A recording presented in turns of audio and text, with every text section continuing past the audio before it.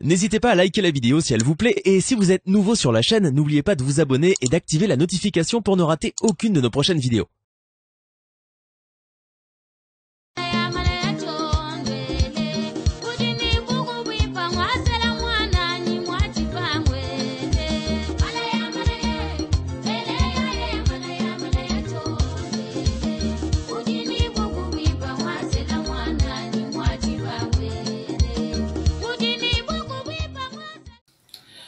Vous savez, il y a des gens qui continuent à croire que la politique est ce qu'elle était autrefois.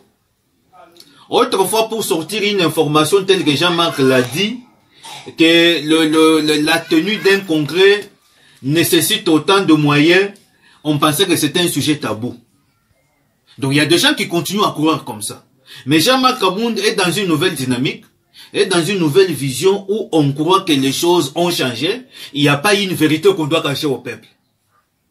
C'est ça. La mort de Jean-Marc Kabound aujourd'hui, c'est parce qu'elle veut dire la vérité au peuple.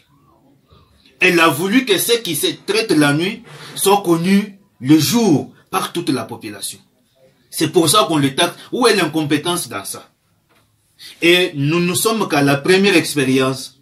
Nous ne sommes qu'à la première année de leur législature. S'il y a des erreurs qu'on a constatées dans le chef d'un député ou d'un dirigeant, il n'y a pas que des sanctions. Il y a des conseils que l'on puisse donner. Donc moi je crois que le temps, s'il est vrai qu'il y a un manquement constaté dans le chef de Jean-Marc Kabound, ce soit le moment de prodiguer des conseils. Nous avions rappelé ici que la République traverse des grandes crises. La première crise, c'est la crise sanitaire, dont le coronavirus secoue les pays. Et la deuxième crise, c'est la crise économique, créée par le coronavirus toujours. Les parlementaires veulent créer une crise politique qui a des conséquences. La première conséquence, c'est le géopolitique.